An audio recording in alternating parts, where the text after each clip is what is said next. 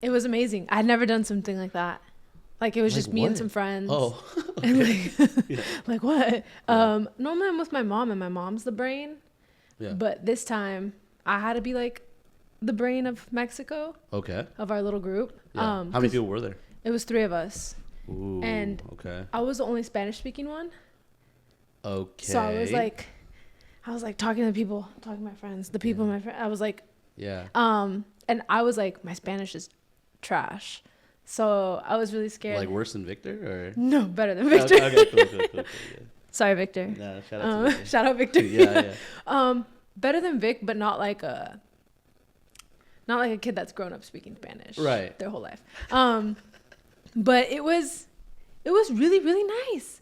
We did local things. Mm-hmm. Ramel, we were eating street food. Mm-hmm. We did it exactly as like when you plan a trip to a different country, like the way you want to do it. Right. Eating street food. Mm-hmm. We'd go to like local bars. Mm-hmm. We went to local clubs. Ooh. We went to like the markets, yeah. but like we didn't go to like the bougie malls. We went to like the mercados, which is just like the tents and the, like the swap meets. Yeah, the swap meets. Yeah. Yes. The local shit. Yes. Yeah. And did you know anyone out there? Did you meet up with anybody? No, I have family out there, and I contacted all of them, and I didn't hear back. No worries. Shout out. Can you take your phone away from the wires? The wires give us like a little static thing. Oh, yeah.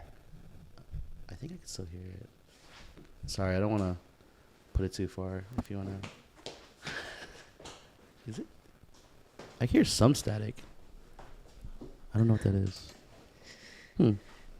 Well, thanks for getting on the podcast. Thank you for having me. I don't know if I'm calling this a podcast or not. It's like it could just be a dialogue. Yeah, it's like a little video diary. It's called I was telling my friends, because at Phil's, they're like, what are you doing after this? And I'm like, I'm meeting up with Ramel. We're going to do a little just chat. Yeah, a little interview. And that's what I describe him as. I'm like, I think he just wants to talk to his friends. Yeah. And like have like raw conversations and then just save it. Yeah. I hope to upload this one time, but it's a different format, like I think with the other podcasts, it's just drinking at 9 a.m. and being funny and trying to, get some jokes in. But for me, I love you because I don't know, you always have something interesting to say, and it's always a good yap sesh, it's always a good great yap sesh. But yeah, no, I really value your input as well too. So it's interesting to, I don't know, the people that I want to have on here, it's interesting, it's thoughtful, it's with some intention behind it as well. But yeah, sometimes I just miss my friends, and it's we don't get to see each other a lot anymore. The older I get, I don't get to see my friends anymore. So thank you for coming all the way from the other side of the bridge to hang out. Yeah. It was a nice peaceful drive. Yeah. Are you really nervous? Maybe because I've done this a million times. I'm like, Am I giving nervous? No, I've been here and I've like talked to the camera like a million times. Just like it's my only outlet for like. Should I look at you or the camera? You can look at me. It's fine. No, this is really nice. Yeah, it's dude, I can still hear the fucking static, dude. Is it this coffee? No, it's this phone because I'm monitoring it on this side. But I only do one take, so I don't really like to do multiple takes of this shit. And then you you edit it, yeah? Yeah, but I don't really be thinking too much about the edit. I just put it on the timeline and keep going. Good. Yeah, I don't like I've have 4. Oh fuck, dude, hold on, give me 1 second. I'm not gonna stop. I'm just gonna keep going. But I need to figure something out. No, it's okay. It's just so far. This is really cool though. But when I was explaining to my friends, I was like, normally I just go into Ramel's job, and I'll just take like 30 minutes to 45 minutes, an hour of his time, and I'll just yapping and yapping and yap. I'll be, and we'll have great conversation, and then I'm like, yeah, I gotta go. I'm like, you gotta go. It's so funny. The last time you popped in at my job, I can't say my job where my job is. Yeah, but last time you popped in, we were talking for like 45 minutes. Yes. And then my manager was like, "Did you make a sale?" And I was like, "No, I gave her a lot of helpful information." No, that was my friend going through a crisis. Yeah. And no, we were like hugging and laughing, and it got emotional, and people were like, "Yeah, you got really close to that customer, So. Yeah. Did you make a sale? Yeah. No, but relationships, man. We Yeah, made not a relationship. single one. No. Yeah. But I want to really interview you, ask you, your story, your journey, just because besides Victor being the main factor, I really never got to like hang out with you before, and like I know that you just came back from Mexico, and I know that there's a lot of things that we shared. I'm not gonna ask all that stuff, but only thing that you want to answer. But what did the holidays look like? So you went to Thanksgiving. What'd you do for Thanksgiving? Dude. I'm going to need help with this one because Thanksgiving holidays are sad for me and my mom because our whole family, my grandma passed in like 2019. And then ever since she passed, the family like split up. Yeah. Like everyone went separately. There was everyone separated. And then there was like, she was like the glue. And everyone went. So now our holidays, everyone spent like with their units, like their, Yeah, their respective families. Yes. Yeah. So I went to my mom's boyfriend's house in Hollister. Okay. Which is pretty close. Gilroy. Yeah. I know where it is. And I was just with her and I was like, and she gets emotional too. My mom's really, like, she was like, it feels like a once fallen kingdom. Yeah. And so watching someone else's family, and they were cool, but they were really chill. Our family's like so lively. It's probably similar to yours, like lively, loud, drinking, partying, dancing. Yeah, I mean, I don't see my family all the time too, but yeah, I get what you're saying. Yeah. And so it was just sad. It gets sad. Yeah. And I'm working. I worked the day after Thanksgiving. Yeah, Black Friday. Yeah. Yeah. And then I work on Christmas and Christmas Eve. And I'm like, well, it's okay because, I don't know. The holidays they're not what they used to be. Yeah. I mean, similar story as well, too. I've said this a million times on the podcast. I got to stop saying that, by the way. Like, I got to stop referring to the other podcast. Yes. But anyways, I've said this. Anyways, this is the first time I'm saying this on this platform. New information. Yeah. My journey with like therapy has been since like 2017, since I got out of the military. So, I've gone through a lot of like trials and tribulations with my family, and like I realized, and like the best advice that I've gotten was, wow, therapy session right here. In 2019, 2020, I decided to cut off my mom, right? So I didn't get to talk to my mom for like 5 years, and I totally get it. The more that I've healed with therapy, or the more you're more aware of what the situation is, you become a little bit lonelier, and that's where I'm at right now. But there's more peace in my life, so I don't know if that's why I wanted to circle back and be like, as much as these things changed, have you found yourself in this process? Do you think? I'm a lot more peaceful. Yeah. I think I miss the chaos of a family. But, I don't have anyone like, how they just pick on you and like they're just, I don't have your that. Shit. Yes, on asking you questions. When are you having kids? When are you doing that? When are you doing that? And it's like whoa, like I have no one asking me that because I just tell my mom. My mom knows everything. She's like, "Are you close to your dad?" Yeah.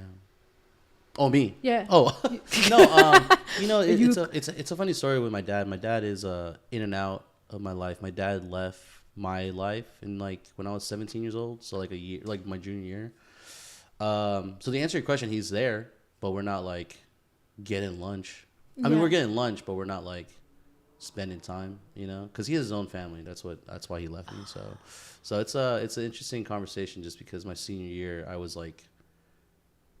Yeah, a little backstory. That's actually how me and Victor got super close. I mean, we were already close, but like super close because then I didn't have a place to stay, but I was trying to graduate. So I was sleeping on his couch. So I was kind of homeless. In high school? Yeah. So you can ask any of the guys, I was a nomad, but I was like staying at my ex-stepmom's house. I had like my gray backpack full of clothes, and I would go to school, and I would, asked to sleep at other people's houses and stuff. Yeah. So I didn't know any of that. I guess we don't know each other. Yeah, we don't know each other at all. Yeah. So that I don't like to say the word homeless, but that was on paper. I was homeless because my uncle brought me to the Daly City, right next to like the DMV in Daly City. there's like a EBT, like a homeless kind of thing where you can kind of sign up and get those like resources. And on paper, I was 17 years old. My dad left, and my uncles couldn't become my guardian. But my oldest uncle took me in for like 6 months, but it just wasn't vibing. So, that's how I stayed with Victor my senior year, and then a little bit of my like freshman college year. And I said, "Fuck it, I'm gonna join the military," and I joined the military. So, Victor. Yeah, I know. He's your brother. That's my brother, man. I like for his wedding, everything that I've said, like him picking me up and just kind of being that guy for me all those years. Like I wasn't lying. That's why I think I was so emotional, because I never really got to say that to him. Because me and him, you're gay, you can't do that. Yeah. So it's like, it was just like the first time I got to say it out loud. And I just could not. And even then, like, we've never talked about that, like what I said. So, I'm sure he has an idea. Yeah. I mean, those are like just like manly, like unspoken things. But he's also he's so intuitive. He's so emotional. Like he's so emotionally aware. Yeah, he is very emotionally aware. I love Victor, man. So and shout out to Victor, because if I never met Victor, I never would have met you, and then I would have never went to your crazy house parties at all as well too. So I know. How was your first time? I mean, I know I'm trying to like figure out a timeline, but how was your first impressions of Victor? Did you when you met Victor, how did you meet him? How did I meet him? Trader Joe's. I think we met even before I started working at his store, because we both volunteered. You know how they pull randoms from Trader Joe's to help out whenever a store has an outing. Yeah. They'll call on others, and I think he volunteered at a store and I volunteered at the store, and I met him that way. Nice. Because I was like, oh, this guy's cool. Like, I don't know. I think I needed his help. Good vibes. Yes, good vibes. Yeah, good and vibes. Very nice. And at the end of the day, I was like, all right, bye. And then I left, and then I went back when I moved to South City. I was like, I think I know you. Yeah. And then he's like, yeah, we helped at the thing. And I'm like, oh, okay. Yeah. And then little by little, we just worked more and more together. Yeah. And I think it started, what would he do? He would I would say something, and he'd be like, that's not there. That doesn't do that. And he would and I'm like, yeah, it does. And he's like, that's not going to work. And I'm like, yeah, it will. And he's like, that not that. And I'm like, yeah. I'm like, that sounds like Victor. Yeah. And I'm like, is he picking on me? Yeah. And then he was picking on me. Yeah. And then little by little, I'm like, oh. And then I did it back. And then we became friends. Yeah. And then fast forward, Ashton. And then fast forward, you're like, hey, can I move in with you? Yeah. They needed a place. Yeah. And I needed a housemate. So I was like, both of you move in. And then the pandemic happened. Yeah. So they moved in, and it was us, Jada, and the pandemic. Yeah. And it was so fun. Yeah, I remember just hearing a bunch of stuff like Ninette's crazy about the kitchen and the crumbs and shit. It's because Victor would leave. Yeah. Dude, I know. I live with Victor. Victor is messy, dude. He's messy. Victor is a messy boy. He's like, I almost felt like it was like intentional. Yeah, like he hates you. And I would what are those kids that would leave crumbs so that they could find? What are when the kids leave like tracks? Mice? Oh. Gingerbread men? Yes, like the gingerbread crumbs. Okay. It felt like I'd go in the kitchen. I knew exactly what he did. Yeah. I'm like, okay, he came over here and he made a quesadilla because there was cheese everywhere. And then I was like, and then he went over there and he used a little bit of lettuce because there's lettuce on the right. Like, I was like a detective. Yeah, you knew exactly. I knew exactly where he was and what he was doing. And then I'd be like, hey, Victor, what's this? And then he'd be like, what are you, my mom? And I'm like, yeah, basically. Yeah. No, he's a messy boy, and I love him.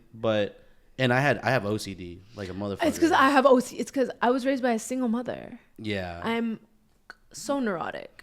Yeah, I mean OCD for me is like my life was so chaotic, right? Sorry, I shouldn't have said a single mom. No, a single mom also with OCD. No, no, but I mean the OCD stems from not being able to control everything around you, so you try to control things in your situation. So I have bad OCD just because my life, there wasn't communication, things were out of place, there was no money. So then I have OCD where I have to like make sure everything's good, and that just amplifies into like the smallest things, right? The small things that like yeah, it shouldn't matter because it doesn't. it doesn't matter. At the end of the day, like Van is always like, no one cares but you. Like no one cares but you. Like, all right. With the cables and the things, and I'm like exactly. Oh, you can do whatever you want. Right. Yeah. No, but it's always interesting to kind of hear people's backstories as well, because I don't know if you know this, but not a lot of people get to talk about themselves every day. It's, unless you're like on Instagram or Twitter, but yeah, like what? So how did you end up from LA to the Bay Area or like SF?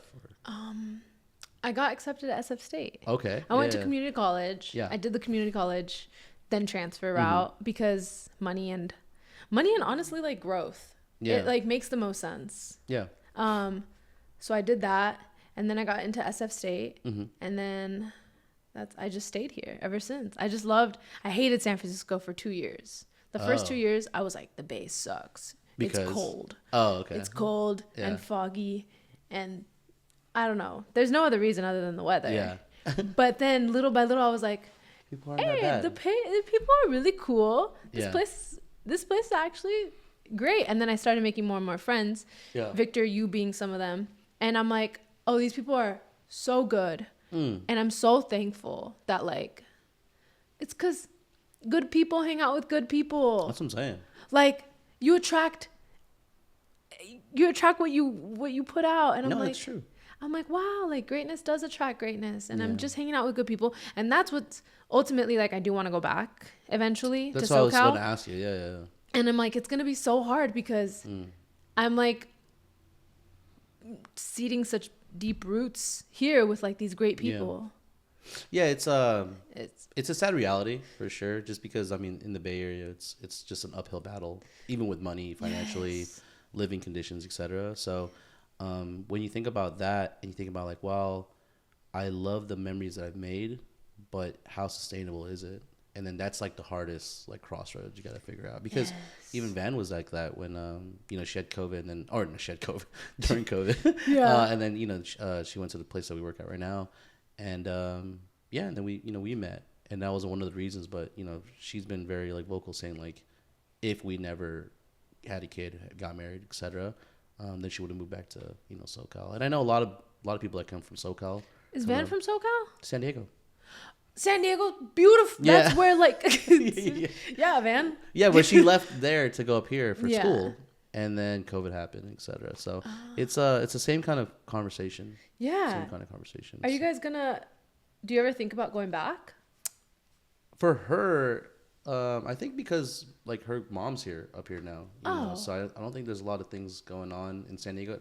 Beautiful place, but I don't think we've never had that conversation. We've talked about like New York.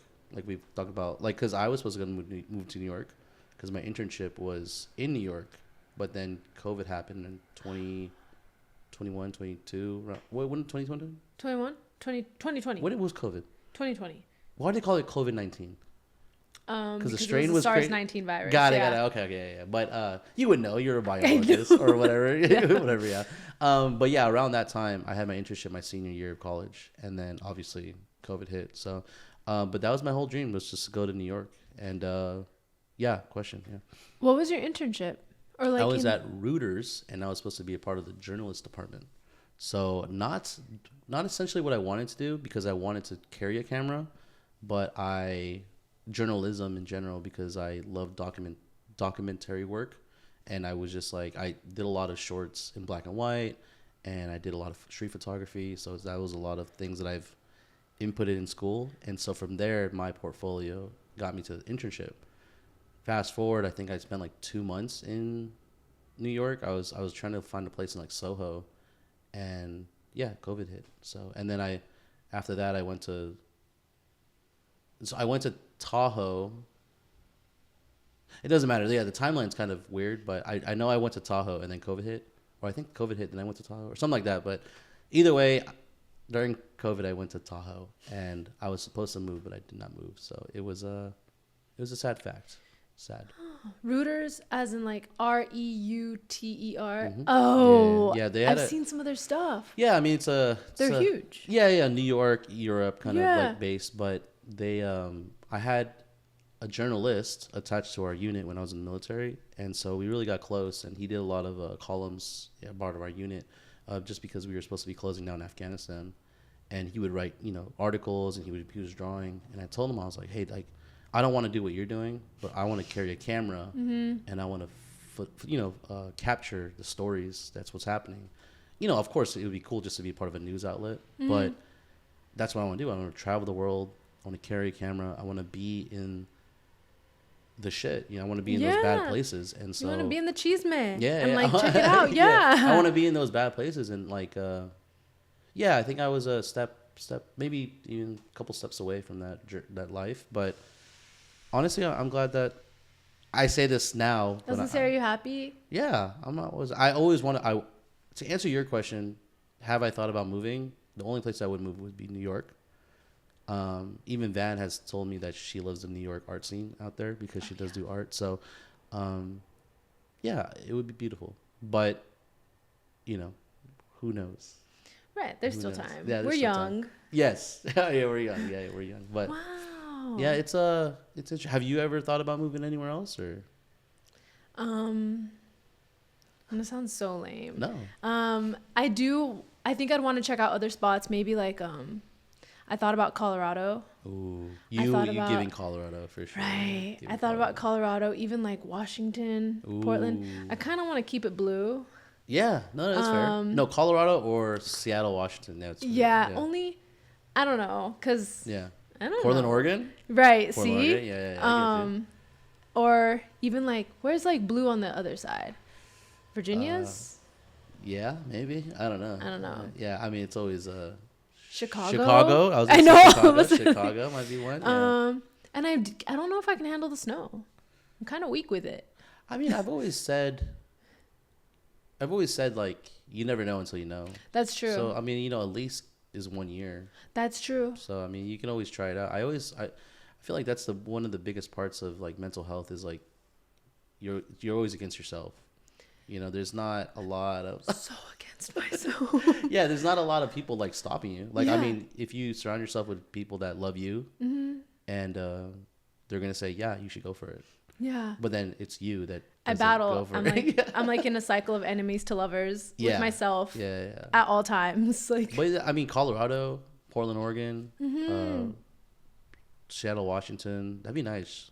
But are you a city girl or are you a... I think I like the cities. The city? Yeah, I think I'm a city girl. Yeah. I guess really what it comes down to is like, I want to do biotech. I want to do genetics. I want to do... So the money's on all this side. All of that. The money's on this side and like in Boston. Or like, what is that? Boston. It's in that Massachusetts? Yeah. It's over there. Yeah.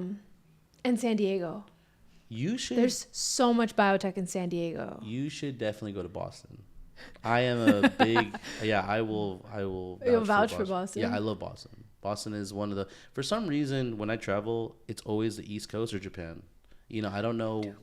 I don't know why I gravitate towards those places, but I've had the opportunities to travel, but I choose those places because I feel, I don't want to say home, but I feel comfortable or I feel Boston? Yeah, just the East Coast. East Coast, yeah. East Coast. Japan as well too. It's just for some reason I just feel like I blend in more. But yeah, if you've never been to Boston, you should go to Boston. There's a big vibes. Walkable city. Walkable city, big vibes. Yeah. All right. Yeah. Then I'll check it out. I've been to Chicago and I really like Chicago. Yeah. I've been to Virginia. Yeah. It's okay. Virginia is. Sorry, Joe. No, it's I have a friend that lives out there. It's in the middle of the. It's by the beach. It's on the edge. Okay. It's like by the Carolinas. Okay, got it. Yeah. So it's over there. Yeah. It's just the food here. It's just everything about California. I know. We grew up in the most. You were born and raised California. Yeah.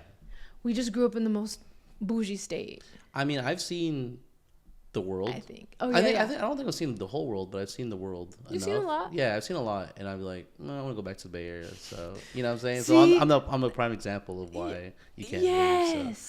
So it's interesting, just because we should leave. Yeah. We should leave for money wise and financial. Yeah. We should leave, especially like if you're Yeah. your family and stuff, like Yeah. Yeah, we should leave. we should leave. And that's what, like, and humans, or like at least in our generation, like that's all we did, which is explore. Yes. And it's in our DNA to just kind of pick up where we, pick up our stuff and just leave. Yeah. And kind of migrate and, kind of be accustomed to the different seasons or different climates and stuff like that. So, yeah, I don't know why we stopped. I don't know why we stopped exploring. I know, because it's hard. Yeah, money. It's because money. Yeah, money. I have a question. Yeah, what's up? It's only you and I in this room. Right? Yeah. Yeah. How long were you in the military? I was in the military for 5 years. Yeah. And what was your position when you started and ended? I was a private one, which is like called a fuzzy, and then I ended as a specialist, and so PV4, yeah, PV4, SFC, special first class, yeah, something like that. But yeah, I was a specialist. So shout out to, and I was in the Army, and my job was an 11 Bravo. What does that mean? It's just an infantryman. Oh. Just an infantryman. Yeah. So I did a tour in Afghanistan, and yeah. Are they actually as tough on you as like it's shown in like media and stuff? That's an interesting one, because I joined when it was 2012. So I got out 2017. Is that 5 years, 4 years? Mm-hmm. Yeah, around there. Yeah. Yeah, I swore in 2012, and I got out 2017. And I think for me, just because the way I got out, the way I got out of the military was just not the way I wanted to get out of the military. So, there's not a lot of, I was honorable discharge and all that stuff. But just because I dealt with like a lot of like mental health issues as well, I just couldn't like hack it. But to answer your question, when you join the military, you have to go through a certain, physical training, or, a mental aptitude test, right? Yeah. Just to see if you can, comprehend or kind of understand what is needed from you as a soldier. So, the military is really good at breaking you down and, kind of building you and shaping you into somebody that they need, in the front lines, or, whatever your job is. But so to answer your question, was it tough? I believe that everyone's, tolerance for pain is different. Oh, yeah, but, you're right. A lot of people go into the military for different reasons. And for someone like me who didn't have a lot of options, the military was the only option. Like I couldn't go back home. I was living on Victor's couch, So, I told myself that I had to make it. So I went through, That's so it sucks that that's what you eat. Like we have to go to, but it's also like, that's so, as a kid, so smart of you to be like, I need to join the military because I'll be set up afterwards, or like they'll help me at least. Yeah, if they helped, I hope. Oh yeah, and that's how I got all this. But but yeah, I think I've always told this to my little half brother, half sister, and stuff like that. Like a lot of people don't know what to do with themselves because they've never been backed into a corner. You really see who you are as a person when you don't have any options. No one's gonna bail you out. And so when I was sleeping on Victor's couch and we were watching Sons of Anarchy, and I was like, we could do this forever, that's not really possible. And so I made a decision. I was like, join the military, and then I had 3 months of train up. Basically that just means going to 24-hour fitness in Millbrae and drinking beer and with the Firewood boys and just playing beer pong. And then I got shipped off to the military. But yeah, no, it's awesome. It's a brotherhood. Were you ever part of like clubs or fraternities or sororities in college, or? No. Do you miss did you ever want to be a part of a club, or like get this like little sisterhood thing, brother?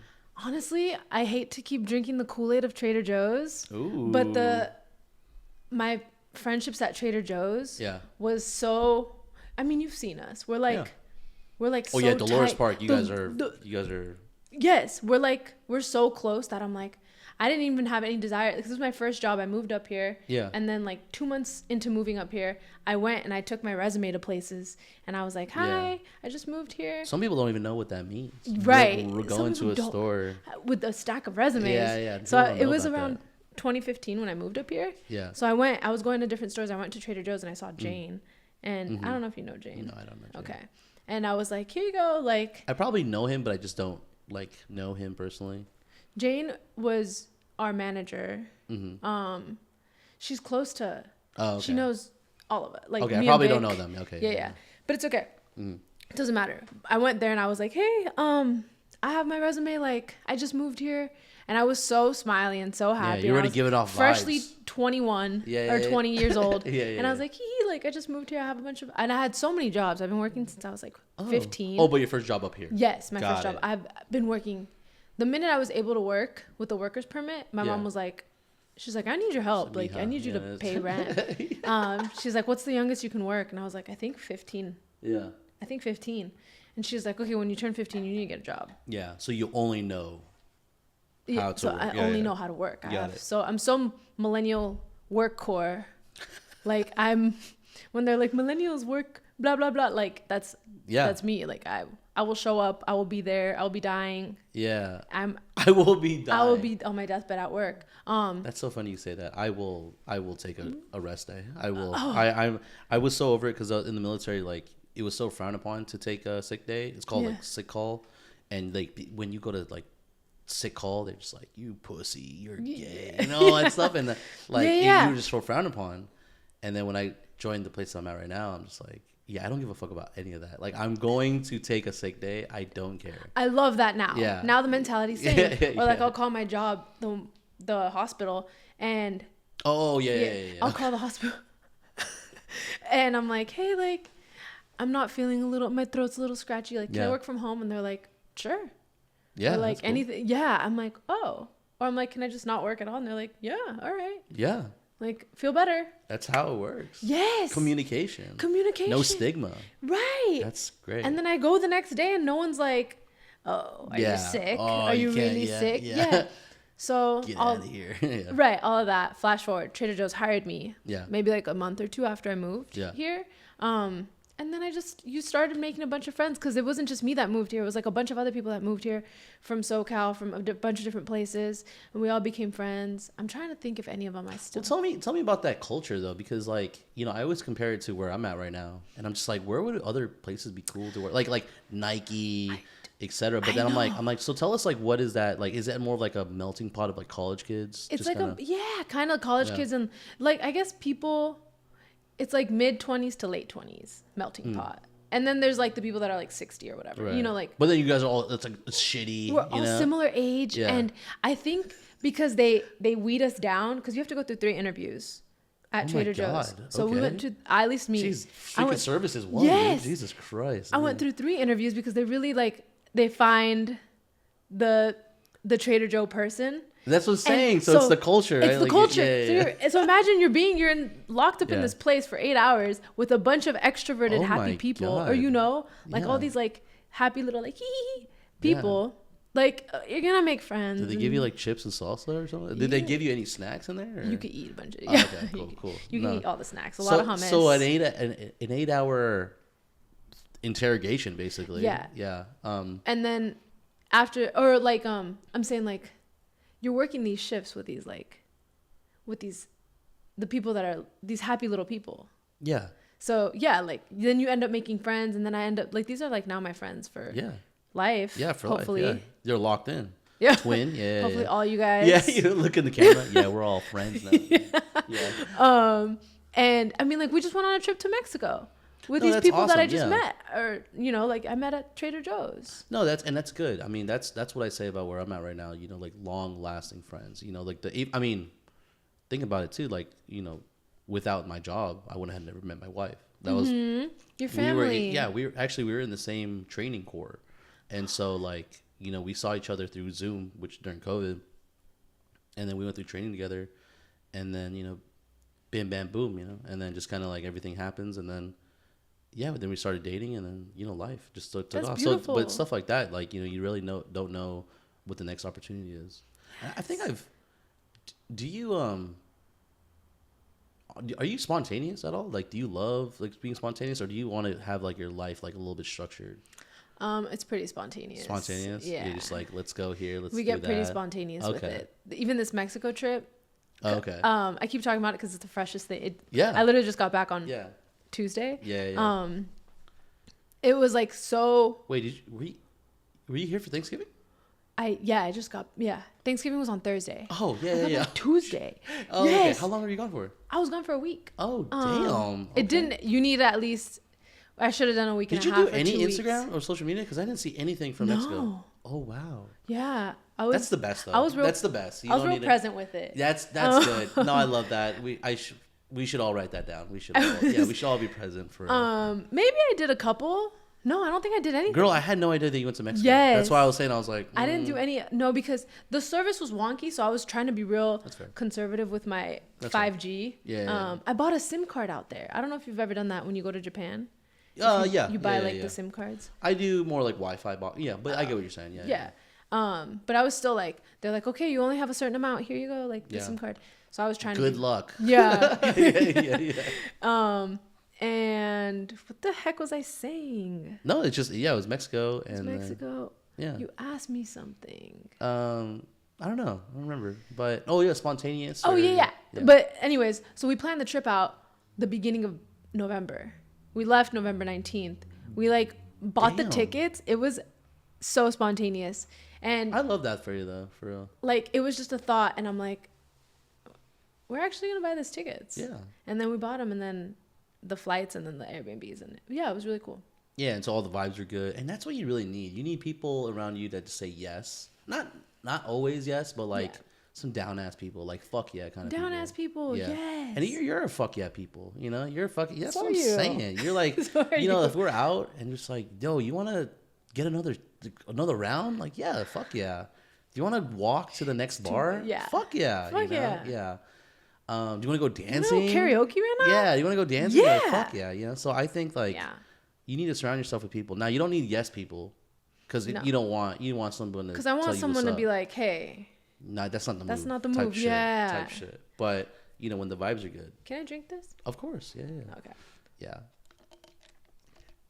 Like yeah. No, you're good. No, the mics are so powerful. Can you hear the? Yeah, you can hear just like. Yeah. No, and tell me something about like Trader Joe's that maybe like I don't know, or maybe like some secrets that like, I mean nothing that will get you in trouble, but I'm eating my hair. yeah. So sorry. You're good. What does it taste like? No. But is there like any secrets that maybe you could share with us about Trader Joe's that's like super? Because I always feel like it's interesting, man. Like someone goes to Trader Joe's and. You just see this college kid stacking fucking tortilla chips, and they maybe hate their life, but then when you talk to them, they like have this like college energy, and they're like, yeah, I just went to fucking Camp Flog Gnaw like yesterday, and I'm fucking hungover, just did a bunch of shrooms and shit like that, So I always feel like, what's the vibe? Yeah, what's the secret? Like, what's the Trader Joe's culture that you have to be a part of? You have to be like semi-gay, like I don't really know, like they're all kind of a little gay. Yes. Even like Victor, shout out Victor. Yeah, Victor kind of sometimes he'll be doing some things a little gay. Yeah, a little zesty. Yes. Yeah, for sure. Yeah. I think it's warmth. Everyone's just so warm. Yeah. Like during COVID, we all got in trouble. We would constantly get in trouble because we see each other every time we see each other. Even like right now that I saw you, we see each other and we're like, hi guys. Yeah. Or we're like, good huggers. morning, and we just hug each other. Yeah. It's warm. Yes. To the point where the captain, he was like, you guys need to stop. Like, we are in a pandemic. Yeah. You guys need to stop hugging one another. Yeah. And then stop hugging. we'd like hug. We'd share drinks. I'm like, we'd go to Starbucks across the street during COVID. Yeah, and I'd be like, oh my God. I'd be like, this is a new blah blah blah. I'm like, you want to try it? And then someone else would be like, yeah. And they put like so bad. You guys are. But it's because like Wuhan, China over there, dude. Jesus Christ. What is it, like Patient X? Yeah. They're probably the containment day zone. Zero over there, dude. Yeah. Damn, I didn't know it was like that. That's a secret sauce right there. Sharing drinks and we're shit. like sharing snacks and food. Okay, right on. Yeah. But I think it's warmth. Everyone's just so warm. Now, is there a lot of talking that you guys have to be like obligated to? Because like I know where I'm working at, you know, one of those things was like you gotta be friendly. You gotta be like, I never sold a thing in my life, and so you know, I was coming from the military, and I have like a journalist background, so I knew people. Like I love people. That's like number one. Like I love people, and maybe that's where like Trader Joe's is at. Like you need to love people. I think you need you need to at least be able to talk. Right. You need to be a talker. Some people can't talk. Some people can't talk. It's an art form, you know. Yes. And so you know, I was telling them, I just kind of like talked about you know all this bullshit, you know, about loving the technology, but then I just told them I was like, I just love people and I love, you know, communicating. I want to effectively communicate. I think that's the best way to kind of like get to somebody, and yeah, just to hold a conversation. So I always just say like, yeah, you don't need to know how to sell something. You just need to know how to talk to people because we're not commission based. So it's like, you know, it's just like doing this. Yeah. You know? And also, sometimes after an hour, you just like, yeah, I didn't sell anything, but I just had a great conversation. Yeah. I just got 3 references and blah, blah, blah. And we just shared. Yes. Yeah, networked, yeah. Yes. It's kind of similar. Yeah. I think there's a sales aspect. I think the higher ups want us to sell something or like make more food groceries. Oh, okay. Like more food. Like recs, like recommendations? Yes. They're like pairings and blah, blah, blah and this and that. And all of us are like, yeah. Doesn't matter. There's no value in that. Doesn't matter. You're gonna come to the grocery store. You're gonna get whatever you want. That's what I said. I was like, these fucking things are gonna fly off the shelf. I don't need to say anything, bro. I don't need to say anything. Yeah. They love the pumpkin and the peppermint. Like they're gonna sell themselves. Like, what do you want me to do? Yeah. And sometimes people would come in and I'd be like, they're like, what do you think of this? Yeah. And I'm like, honestly, trash. Yeah. And they're like, cool. Like, and they respect that way more. So I'm like, yeah. Honestly, we don't like it. No one. Yeah. Yeah. So fast forward, right? So you got the little community of, you know, Trader Joe's people. Trader Joe's. And then you kind of in this area, right? Because like when I met you, you were graduating, and I think you were graduating again. I think you did your master's, right? Yeah. I was like, how many times has this girl graduated? Yeah. Yeah. Yes. So you did your master's, and then what was life looking like after you graduated? After the master's? Yeah, after the master's, it got real bad. Yeah. I'm still living in this bad part. It's just the job market. I don't know why I had this idea that I'm like, oh, after my master's, I'm going to have a job. I'm going to be able to find stuff. I'll be qualified for these positions that I want to do. Line it up type of shit. Yes. Yeah. There was like, I'm back into the experienced job role circle thing where it's like, I don't have the experience because I don't have the job doesn't give me. Right, and I'm in the cycle. Should have been doing it when you were 10 years old. Yeah. You should have bought that house in 2008. But yeah, so I just can't, there's no one hiring. The only positions hiring that I see in companies like Genentech and stuff. Yeah. That's just these high up positions that like I'm not qualified for. It's just been tough. Yeah. What does the I don't want to say dream job. What does I know this is, I always ask this question in my interviews, like, what does the job look like? And they're like, I just want a fucking job. And I'm like, but like, what does the job look like? Dream job? Yeah, the dream job look like. I would love to be a genetic counselor. What is that? So what is that? Yeah. That's like, I take your DNA and then I put it in like a machine. I don't do all this. This work is all done like computer. Yes, you put it in a centrifuge and then you put it in like a sequencer. It basically sequences your DNA, so it reads it. Yeah. And your DNA would just be like a drop of blood or some saliva. Sure. And then from there, I can. I need to get your ass hair. Sorry, my bad. I tried to make a joke out of that. I know that. Yeah, it was still a little bit late. My bad. Yeah. Sorry. You missed it. The timing was bad. My bad. Sorry. Keep going. And then it shows like your whole genealogy, and from there we can pinpoint where like certain, let's say your family's predisposed for some type of, God forbid, cancer or like any type of genetic mutation. I want to be the person that reads it and then talks to the people and says, hey, like this is what, like you're predisposed to this and this and this and this. Ooh. It's usually like negative or positive. I don't really. It could go both ways. Okay. I think mostly negative.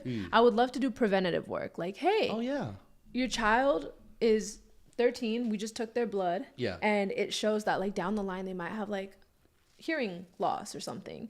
So I recommend you had those conversations with people. I would love to do something like that. Oh, so a genetic, what's the title? It's a genetic counselor. Wow. So you do the I would love to do like early like No, but do you take the blood?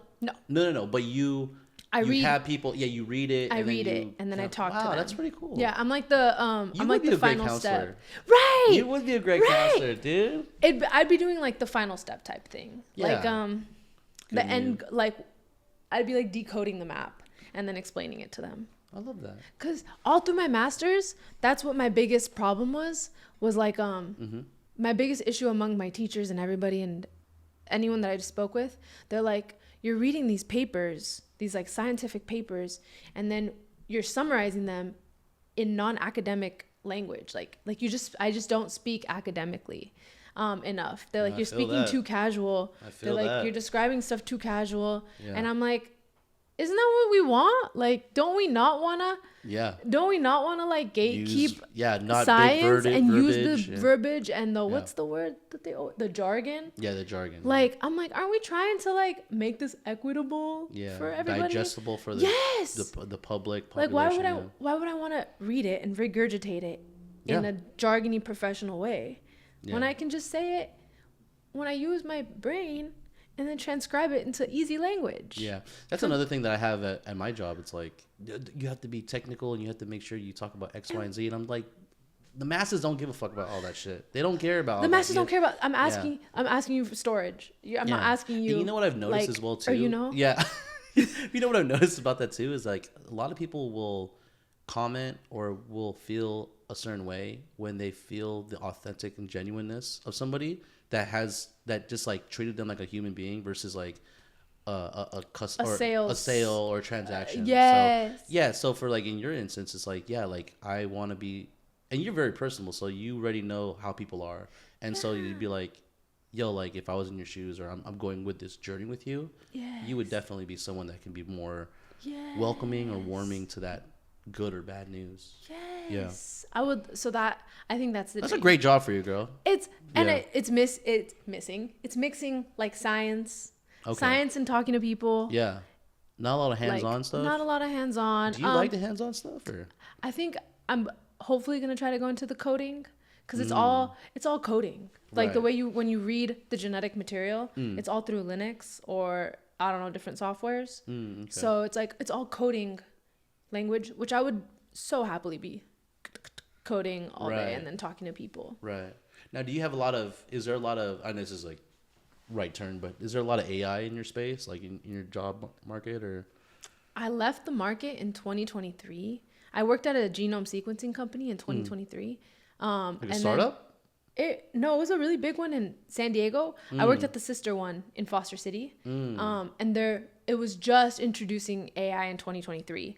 So I can only imagine now. How much is it being implemented right now? Probably so much AI. Yeah. You know what's funny about like the stuff, because like when you talk about like that part of your job force, small bits and pieces like come into my head, but I'm like, damn, we've only really talked when we're really fucked up. So I'm like, okay, she's probably mentioned this, but I'm like really drunk, and it's like I'm like, yeah, that's fucking cool, and then I'll be like borderline blacked out. So I do remember some stuff like that, because I do remember you saying that there was a San Diego company, and I was like, is she traveling to San Diego all the time? But no, I only went once. We do. I know. I was thinking about that on the way here. I'm like, I'm going to hang out with Ramel. Sober. And we're not going to drink. And I feel so bad because every time we do hang out, I get so fucked up. Dude. And, it's because I think I get so excited. Dude, you're telling me, bro. You're telling me. And I'm like, yeah! And I become like a goblin monster. I'm like, no, it's, we won't say what happened, but yeah, like the last time I saw you, you were turned up. I get so turned. You were turned, and we had a great time. I was turned up too. And at the end of the night, I was I got so mad. I got mad at my friends, but basically what happened was that like I Ubered because I made a commitment to myself saying that if I'm going to drink, I will Uber. And unfortunately, I live very far away, but that's the price to pay.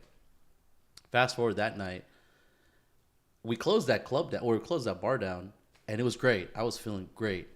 I was gone already. You were gone. We'll get back to you in a second.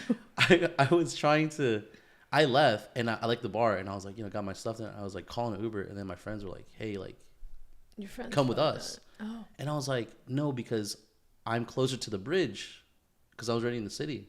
Oh, yeah. So then, but I bamboozled basically. And You went with them? Yeah, I went out of the city, and then it was like fucking 1:00 in the morning, and then it was 1:00 in the morning, and then I took an Uber to my place, and then remember I told you there was a fucking they were doing sideshows on the Bay Bridge, and I was like, I didn't get home till like 3 or 4, and I was like, I was so upset. I should have just took an Uber after the bar closed. After the bar. Yeah, so it was very silly. And you were very turned up, and all my coworkers were like, you know, they were in love with you for sure. They were all in love with you. Were they like, get her out of here? No, they were all in love with you, but they were like trying to take care of you. Yeah.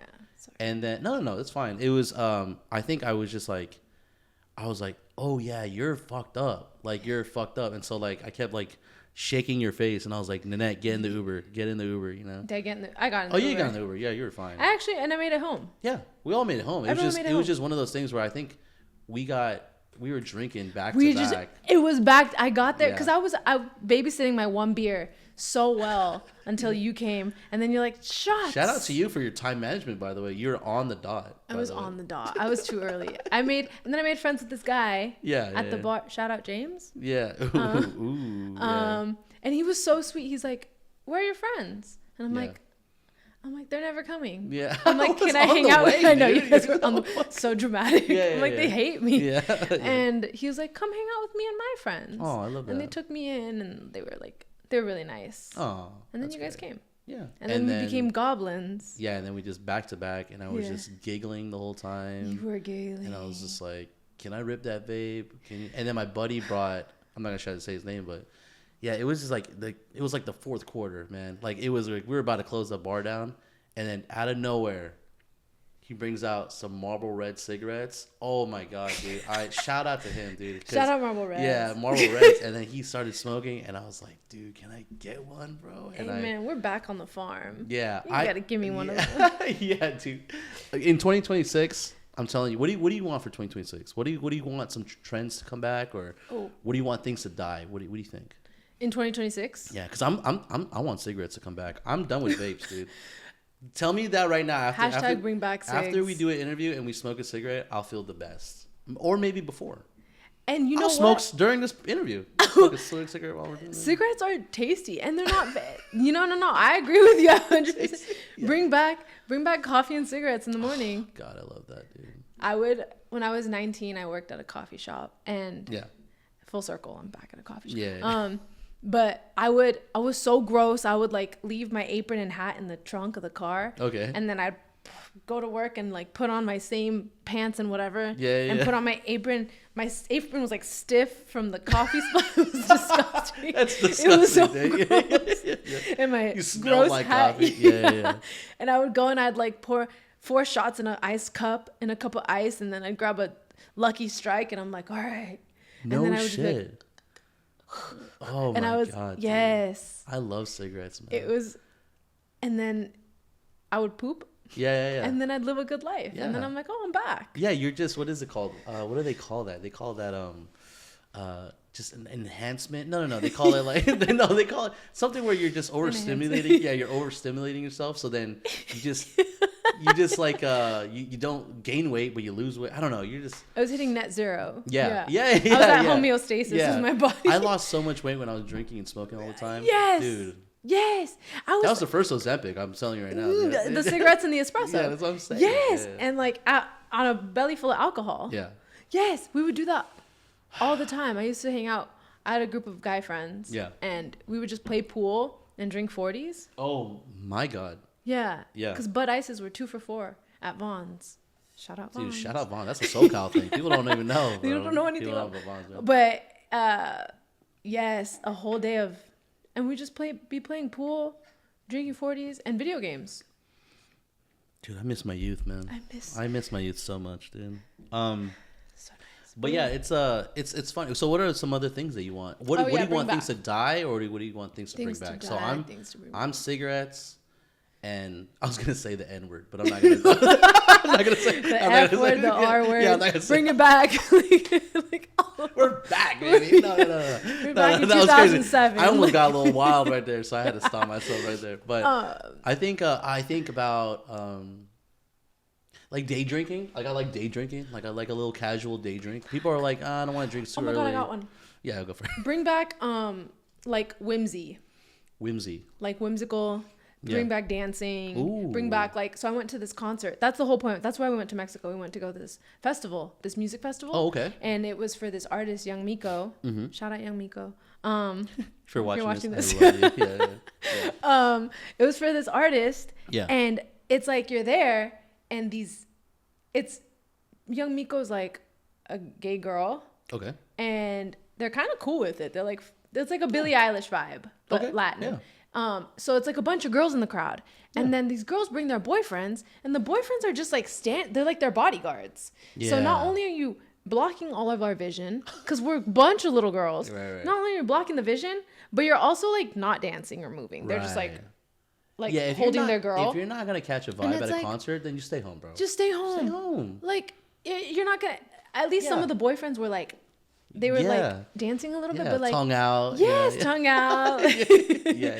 Yeah, grinding on their girl, Yeah. throwing it back on the girl. And But that's good. that's Some so- people have to be okay with be like, you know what, that person doesn't match the vibe of the night, so we're not gonna invite them. Or maybe you effectively communicate that, but like sometimes it's like, or because I hate the peer pressure. Like let's no more peer pressure. more peer man. pressure. Yeah, no more peer pressure. Because we are, yeah, just like what you said. Like if they didn't want to go, but then they're like, oh, you know, yeah, your like girlfriend's going, like don't feel obligated to Don't go. yes, I think that really I was like, you guys are ruining it. Yeah, for- so whimsical. You want that whimsical bring back stuff. the whimsy, bring back the dancing. Yeah. I think we need to dance more.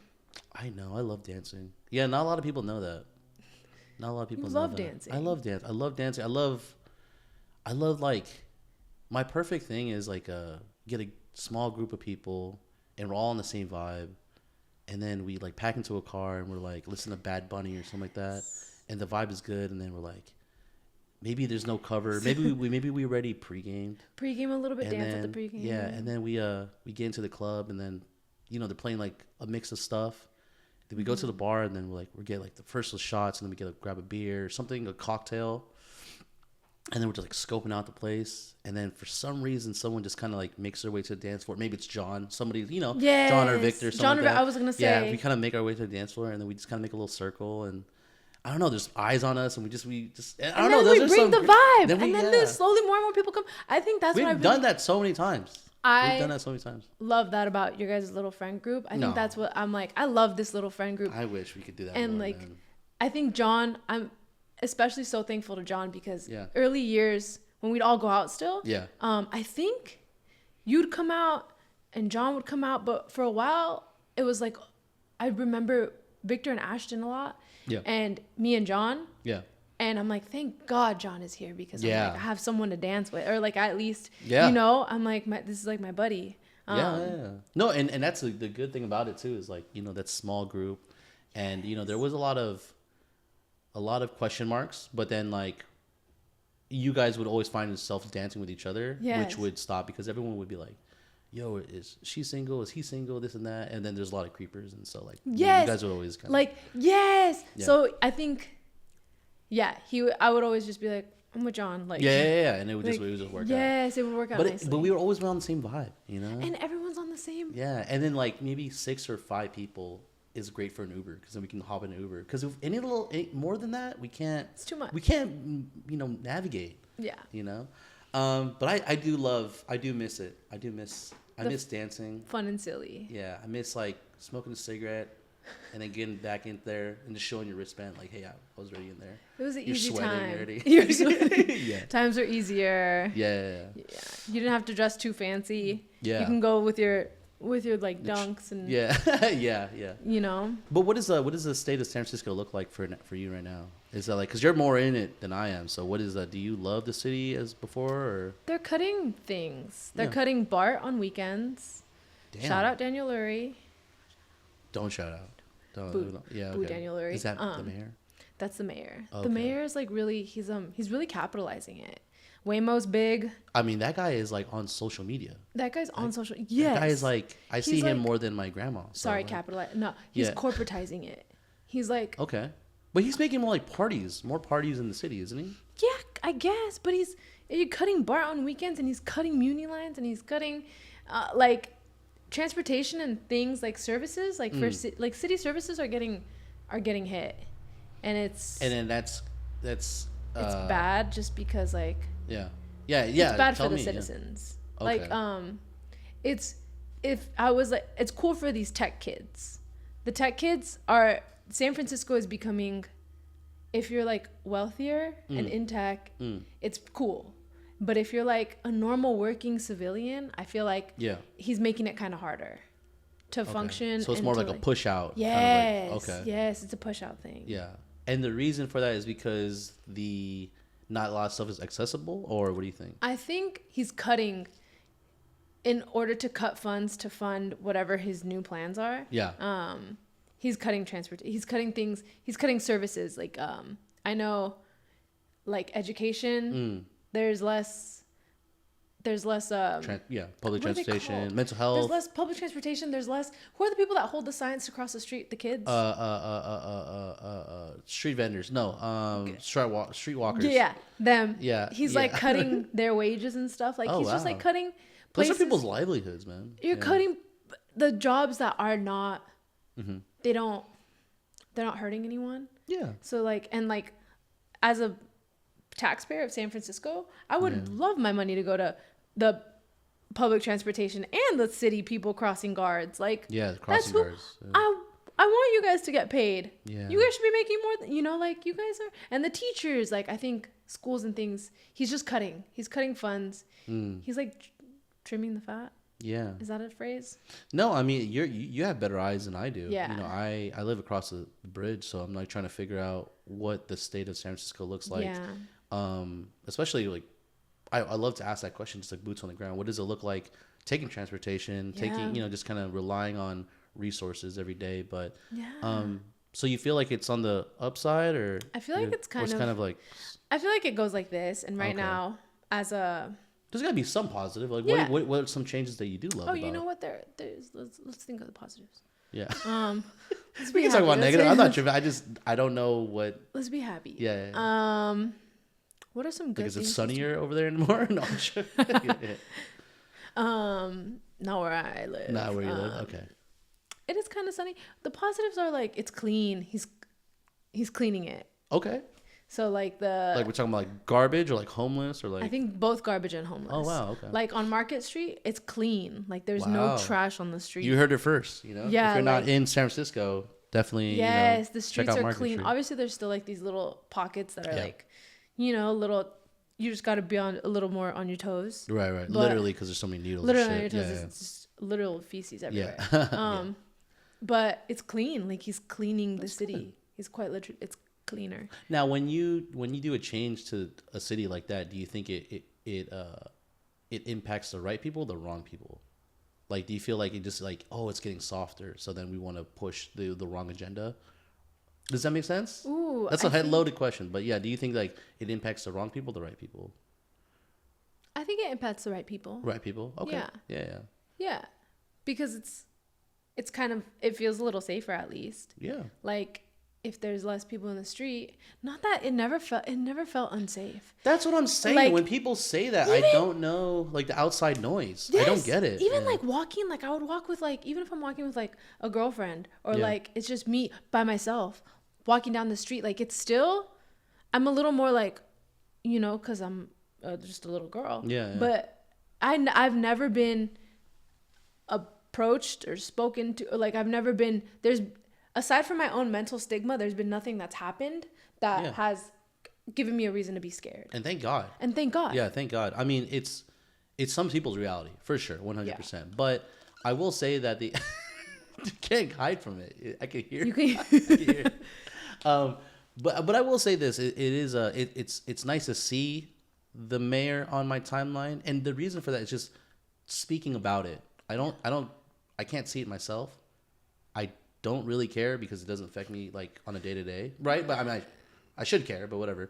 But it's like I'm glad that someone's talking about it, keeping the conversation going, and it's invoking some emotion for people that do, right? Yes. So like you've never thought about X, Y, and Z until he brought it up. So for some reason he's invoking emotion, which makes you think about it, which makes you form an opinion, which is which is technically the best part of criticism. And you know, I've always said that about my art, right? Everything art is subjective, but you know, if I have a flaw in my painting, or not my painting, but my videos or my photos, people that will have an opinion, it invokes it. It's the first time that they've thought about it, or it's beautiful. And so I've always wanted to write that down, but it's that's how I feel about criticism. It's like you can't take no L's, you know. It's always positive. So yeah, it's always an opportunity to kind of look at your stuff differently. So wow. Yeah, they teach us that. They taught us that in school because. Oh, okay. I never went to school, so I didn't really. Maybe I read that in a book or something. I don't know. No. That was really because you do research and projects, and then you're scared. The biggest fear is like, I'm gonna spend all this time on this project, and I'm gonna prove myself wrong, or my hypothesis will be incorrect, or whatever. Because that's how they start. At least my program. I don't know how other programs work. I don't know how anything else works, but I don't know anything. I don't know anything. Yeah.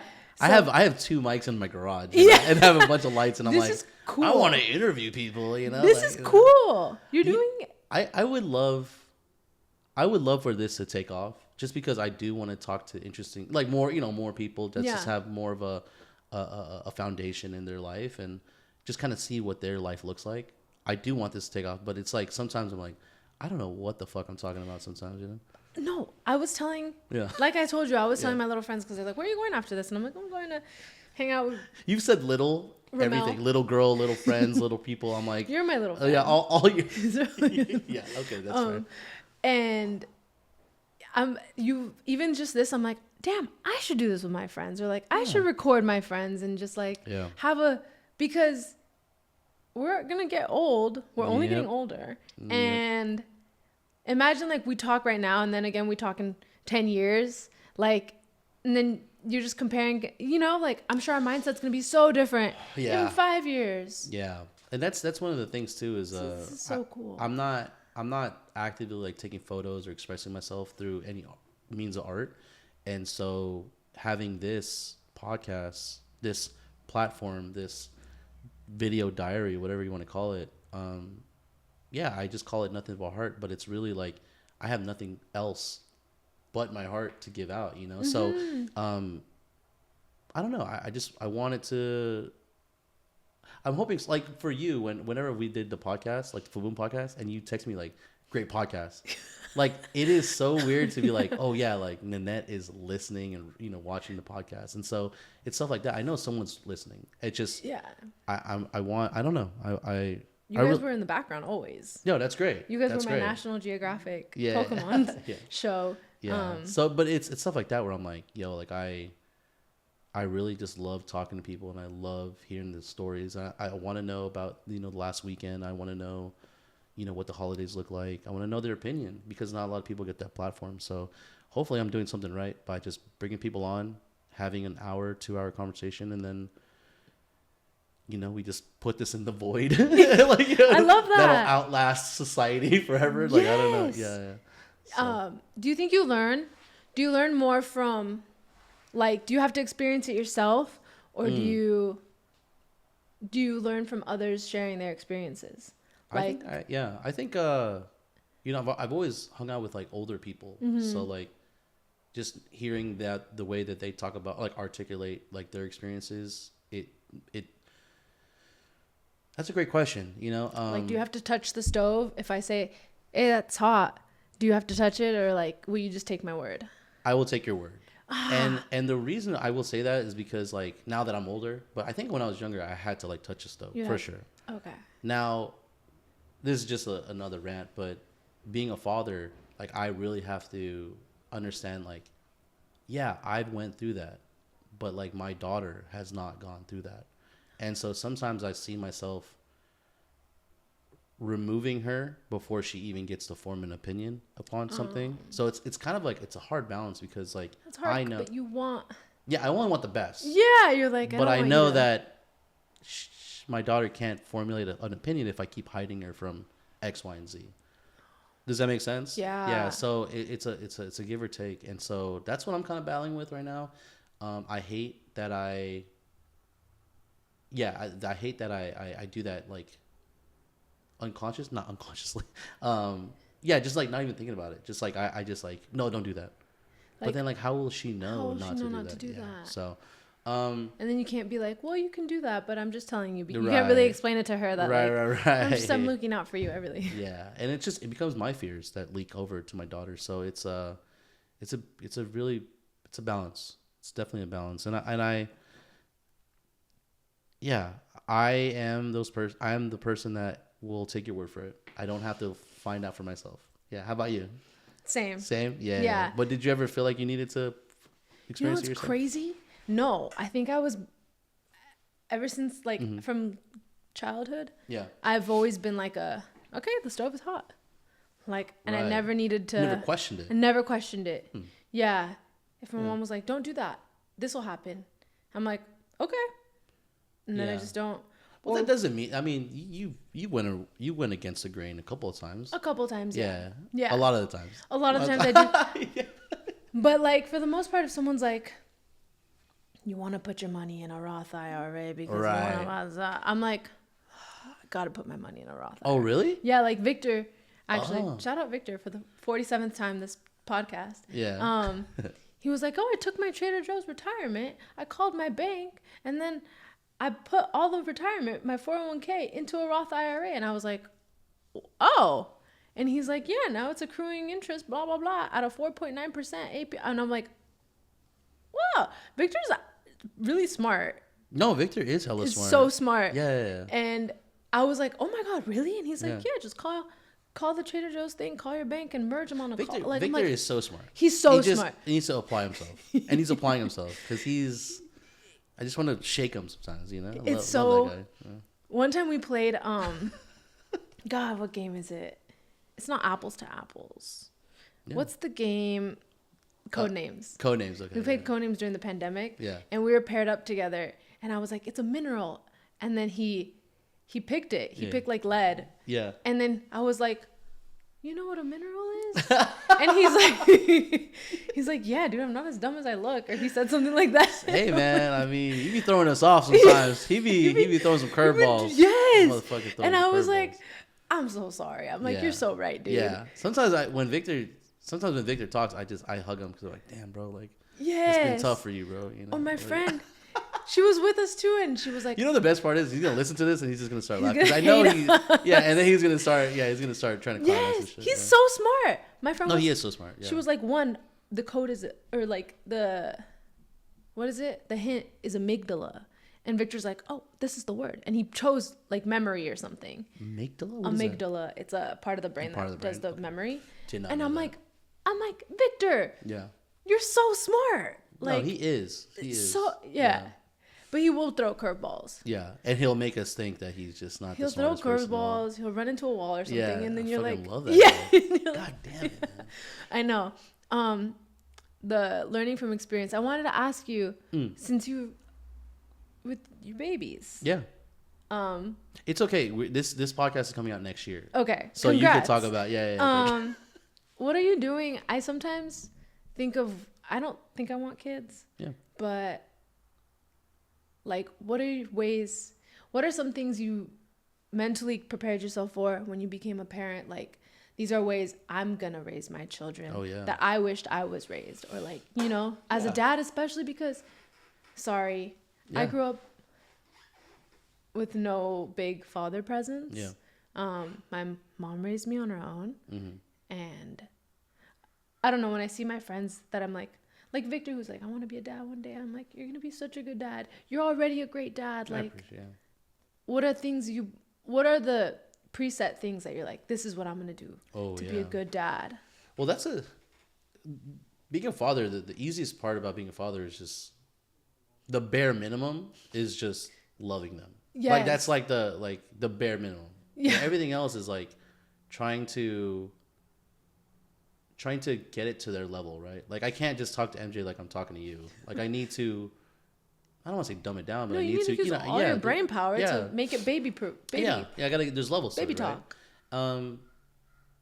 You know, a big part of the fatherhood journey was when I found out that Van was pregnant on my birthday, like a year ago, 2 years ago. I had to make sure that I was mentally Randy, right? Like my mental health was correct.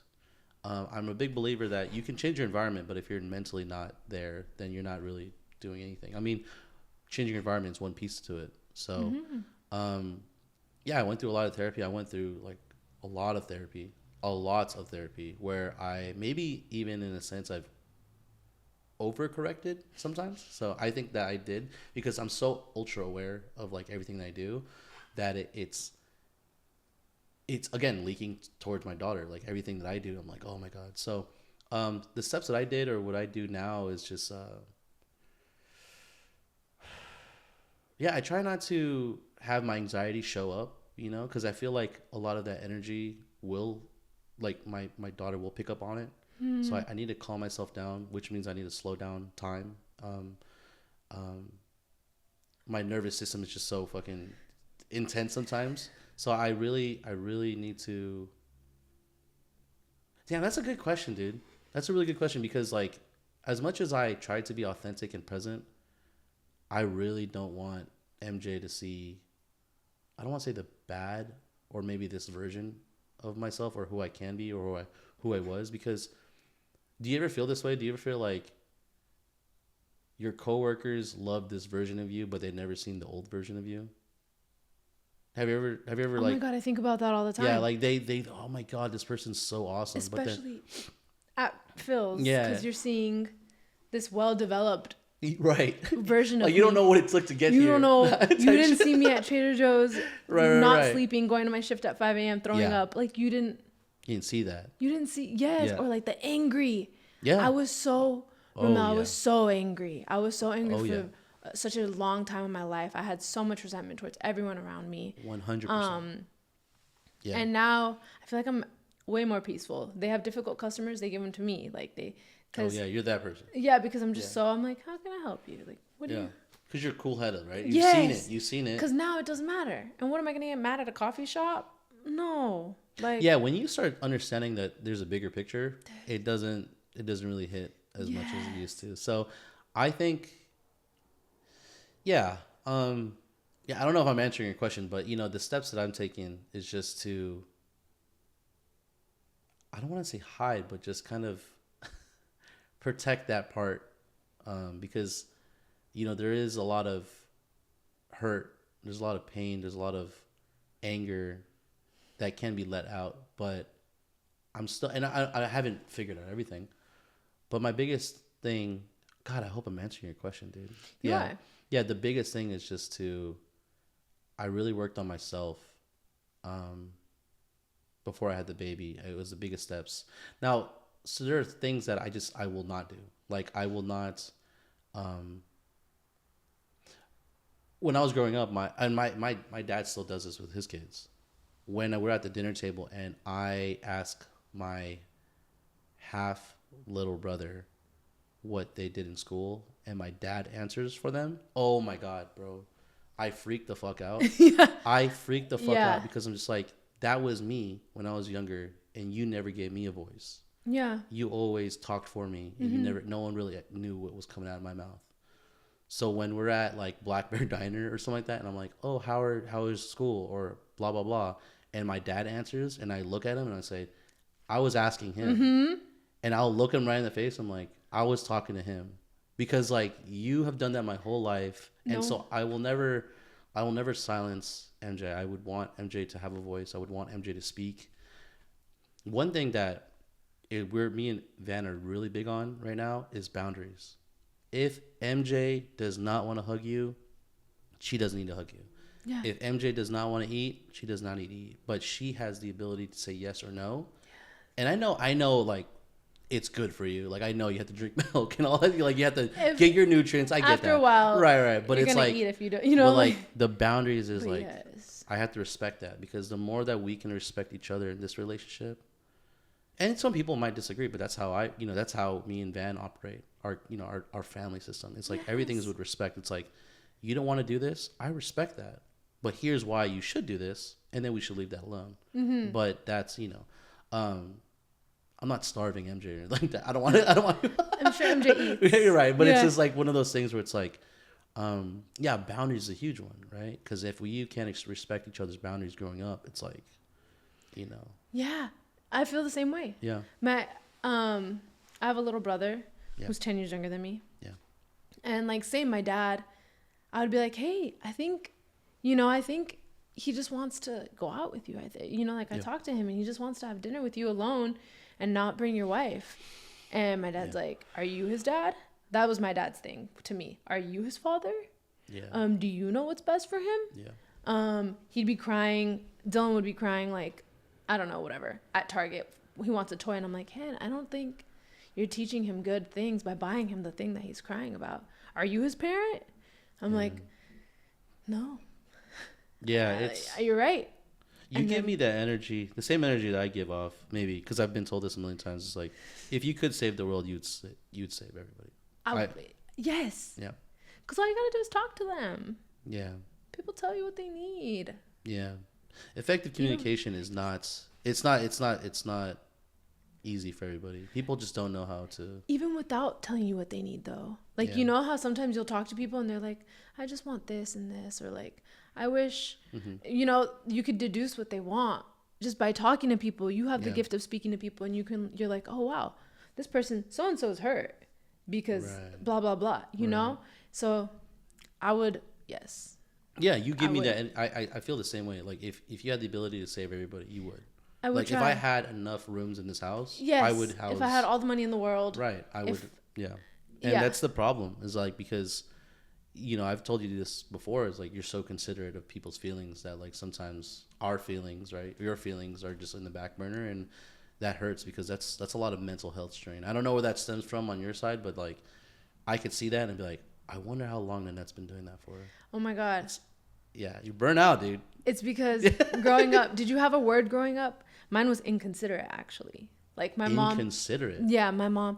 It's like, you know how your parents are always like, you're like at least mine was, or like you're disrespectful, blah blah blah, like your token word. My token word was like inconsiderate. They're like, you're so inconsiderate. We had a 2-car garage growing up, like in our little house, and she's like, Ninette, you parked in the middle of the garage again. Inconsiderate, definitely. Right. So that stuck with you. And so that was inconsiderate. Or like she'd be like, hey, you didn't take out this, trash, you didn't wash the rice, you didn't blah blah, you didn't do that, and inconsiderate. Like everything was inconsiderate. So I think now I'm overly considerate of everyone's. I'm like, hey, can I walk here? Is this okay if I just You do that. Yeah. And that's why I know. I'm like, oh dude, this girl's been through some trauma. Dude, for real. No, seriously, I know. I was like, and I think that's a big part of it too. The mental health part is like something that we've gravitated towards, and we've always had conversations like, why do people do X, Y, and Z? I remember, we won't say names, but I remember when we went out to Vegas and someone was acting a certain way, and you and I, out of everything that we went through in Vegas, you and I were like, this person has gone through something. Yes, there's been a shift.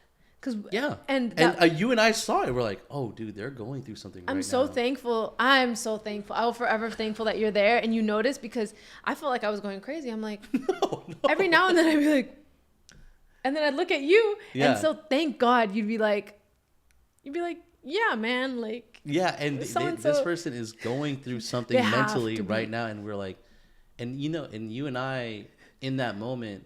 Because the other people were throwing it in his face. Yes. He was like, bro, why are you doing, this being, and I was like, you and I were just being like, no, dude, he's going through something. We're having so much grace. Yeah. Because, I'm like, there's something going on. Yeah, bigger. Yes. Yeah. So, it's stuff like that. And I'm glad that, you're aware, and I'm glad that we can pick up on those key, feelings. Yes. But I think, what are some things that I don't want to say that everyone, what are some things that you wish you could kind of,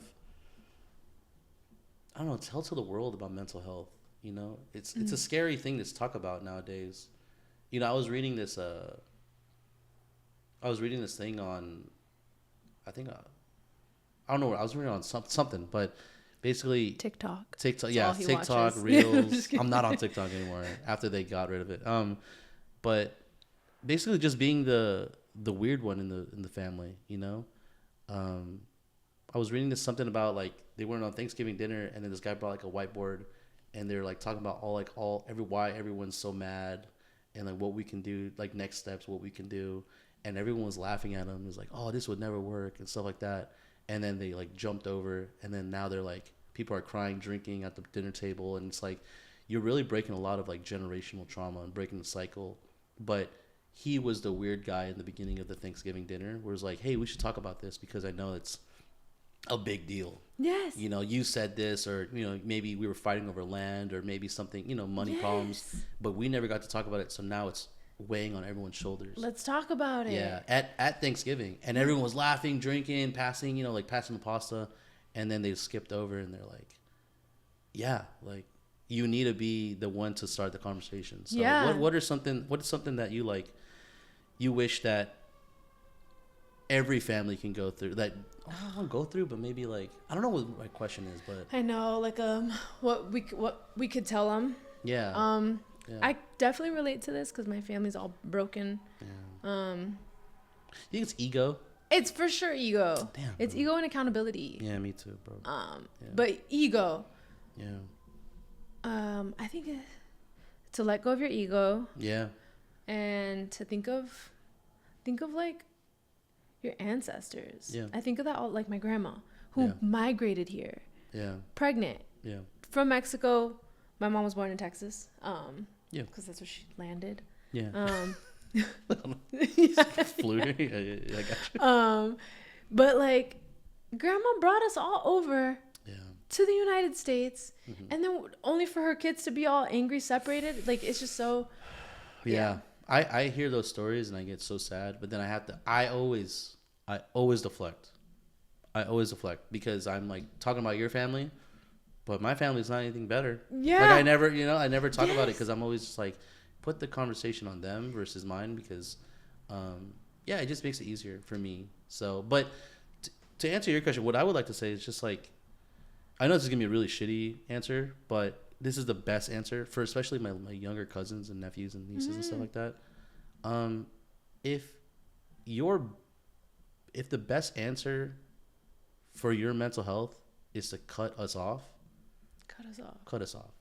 I think that's like the best one because I feel like my half brother, half sister, you know, they always feel like this obligation to the family, and it's like, I don't know, you're selfish, you're this and that. There's a lot of words that can be thrown, but I can attest, like the best thing I've done is cut off my mom and is to cut off like my auntie as well. And my mental health is just, you know, it's there. I'm at peace. And a big part of it too is like, they know what they're doing. They know what they're doing. They know what they're doing. It's just like, they're that old and they're pretending they knew what they're doing. So all I would ask for my cousins, my nieces, my you know, whatever, it's just say like, hey, like I'm a part of this family, but I need to take a break or I need to walk away because for me, you know, I just kind of did the whole like silent cold treatment. Yeah, the cold one, but I would want to tell that to people's families. Yeah, I think that's important, just to be like, if you can kind of manifest, be like, hey, look, like drop the ego. If you think that finding your peace by dropping your family is the best way to go, then drop your family because it's not worth. I mean, yeah, we're gonna all be sad. I'm gonna be sad, but it's not worth it. It's not worth it. It's not worth like the issues here. Yeah, and we can. Yeah. I don't know. And I wish. That meant? Yeah, I get so jealous when I see family members, like families, on social media. Big families. I get really. Oh, another thing I'd want to tell people is like, or my younger self. Yeah. Even, you're not mad. You're hurt. Yeah. So like, I'll get so. Not only do I get jealous when I see families, like big families, but I'm like, I get hurt. Yeah. It hurts me. Yeah. And then this is when like I feel like chosen family comes into play a lot. Like I feel like you have a great chosen family. You have a great like all your friends, the people around you, like you guys have a great family. The people that came, all of us hanging out here having barbecues, like you have a great family. Yeah. If you consider that that's your family. Yeah. You guys, and you've known each other for so long. Like those are your brothers. It comes with a price. It comes with a price, yeah. But I'm like, that's the one that I don't know. I'm trying to value those friendships more. Yeah, when I was growing up, my family, I don't want to say they turned their back, but my dad was a black sheep of the family, so, he was the baby brother and all that stuff. And, everything that he did was wrong. And so that leaked into everything that I did was wrong. And so there's a lot of resentment, a lot of hate. And so when my dad left me for another family, I wasn't mad at him. I was sad, of course, he didn't, come for my graduation. He left me homeless, right? He didn't really set me up for success. So of course I was mad. But, without him leaving, I wouldn't be here today, right? It wouldn't have pushed me into so I don't know if you're religious, but, I do believe in that. You got to trust, the path, the process. You got to trust in God, because someone is watching out for you. I feel like, there's angels out there, and, they might be out of feathers, but, they definitely are out there to protect you. And, yeah, I mean, those are all the paths that was written already before. So I just trusted it. Do you believe that? Do you believe that it's all written down, or do you feel like you not to get super, not to get too, bigger picture, but like, do you feel like that's it's already written, so you got to trust it, or do you feel like? No, I think I'm learning that it's as you create it. Like your little character's moving. Yeah. And depending on, like, let's just say we're different colors based off our energies and like our mentality. Yeah. Let's say you're in a good state. I think good stuff's gonna happen. So I feel almost kind of like manifestation, but like also like manifestation and hard work. Yeah. It's kind of like, and that will create a good path. Yeah. Or no handouts. Yes, no handouts. Yeah, I think really like it's really what we make it. Well, that's interesting that you say that, because I have recently I've lived a very mellow life. And the reason for that is because I want to challenge what you said. When you give off good energy, only good things happen. When I get too happy, or when I'm giving off too much good energy and everything's perfect, I feel like I'm in a fucking movie. Unfortunately, bad stuff is right around the corner. Yes. So that's why I feel like I need to humble myself, and there's a balance, so I never cross that threshold for there is bad stuff to happen. I feel like it's more of like you ever play that game at circuit? Like it's also mindset. Right. I think has a lot to do with it, because bad stuff is gonna happen. Like, you could be living in a bad stuff right now, or like you're not bad stuff right now, but like true. Some might consider this could be the worst. Yes. Yeah.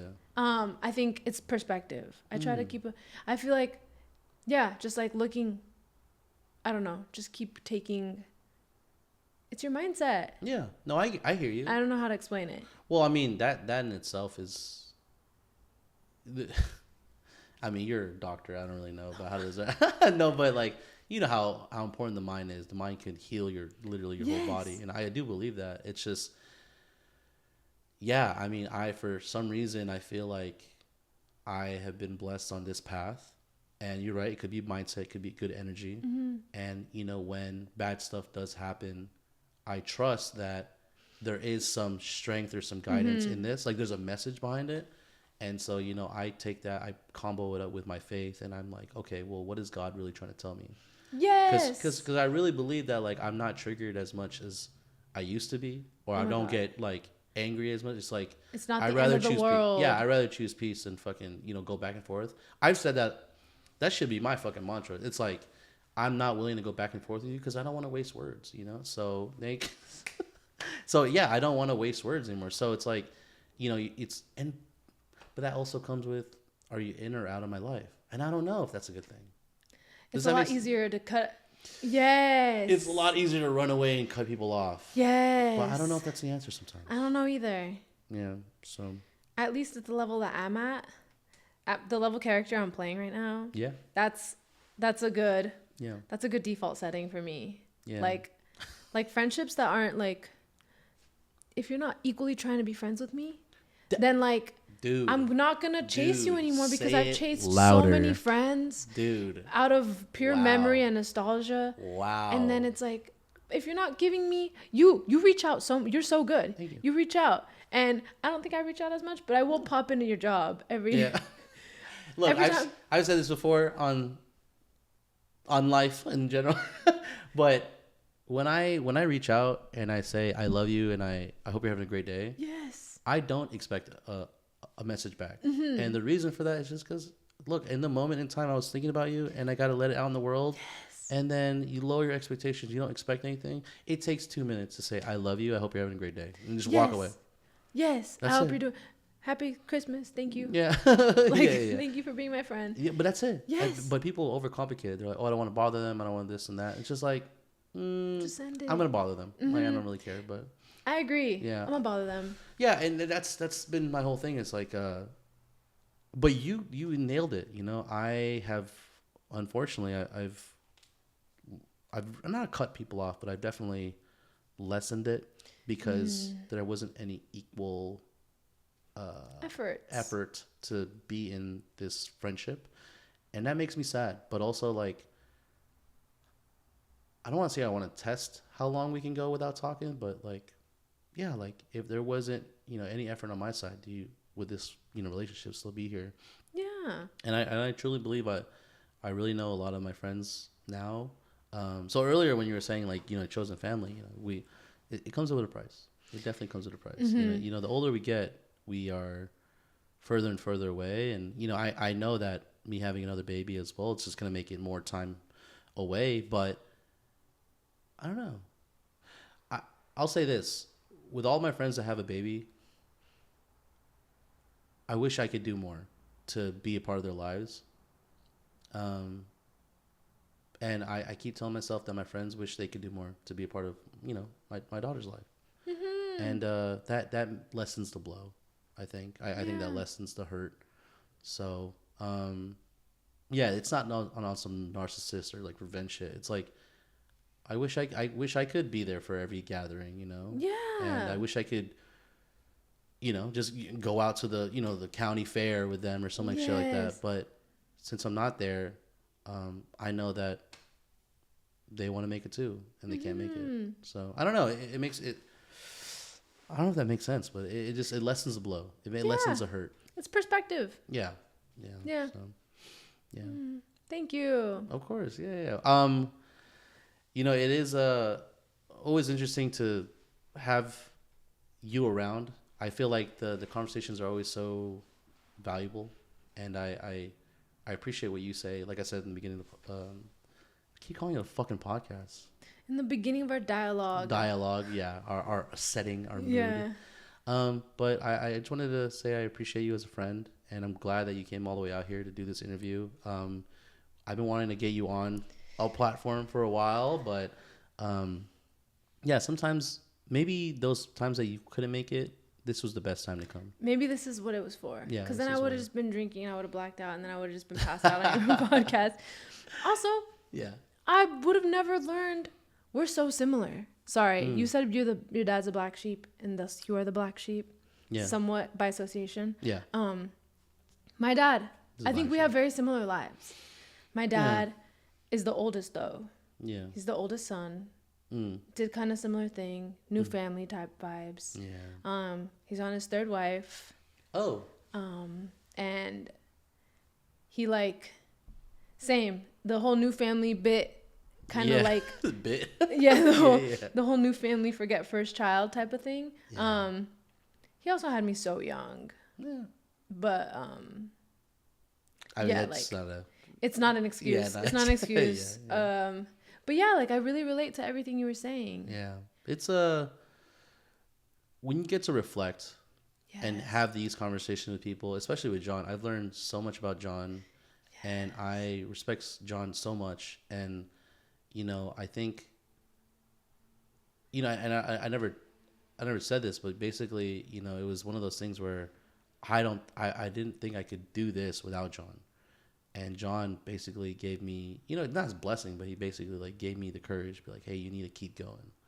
And, I'm not saying that the other podcast is over, but, I still need to have this dialogue. I need to keep the conversation about mental health going, and I need to make sure that I'm expressing myself and I'm practicing what I'm learning, right? Because a lot of the times people just absorb and then never really apply it. You're also helping me. You're sharing your tactics and your experience, blah blah blah, all the things you're absorbing, and then you're like letting it out. Yeah, I'm helping. Me, like, I'm hoping. Yeah, I'm hoping I'm helping. Yeah. So I do appreciate you coming today, and I want to say thank you for just sharing the time. Honestly, it's this is not the last time you're gonna be on here. No.